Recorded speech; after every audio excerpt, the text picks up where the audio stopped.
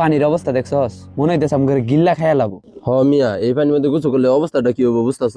কি আর হইব, কিছুই হইব না। হ, কিছু হবো না, খালি একটা জানাজার পড়া লাগবে এই আর কি। আমি গোসল করবো, বাজি ধরবি? হ, বাজি ধরমু, কিন্তু তোমার এলাকাবাসী রাতে স্বজনের কাছে মাপ চাইতে হইব। কে লিখিয়া? কে মানে? এখান থেকে গোসল করে তুমি উঠবার বাবা, এখান থেকে তোমার শেষ গোসল দিয়ে জানাজার পরে মাটি দিয়ে লাগবো। ওইটা তোর চিন্তা করা লাগবো না, আমি তো কইলাম মহানি নামতাছি, তুই বাজি ধরবি নাকি এটা কো।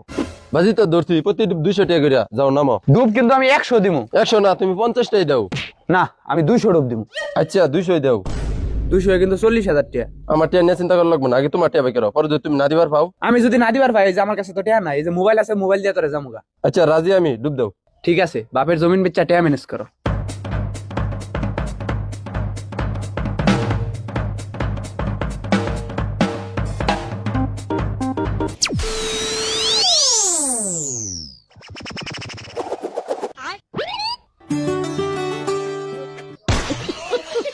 মোবাইল গেলে মোবাইল বহুত কিনা যাবো, কিন্তু জীবন গেলে জীবন আর পাওয়া যাবো না।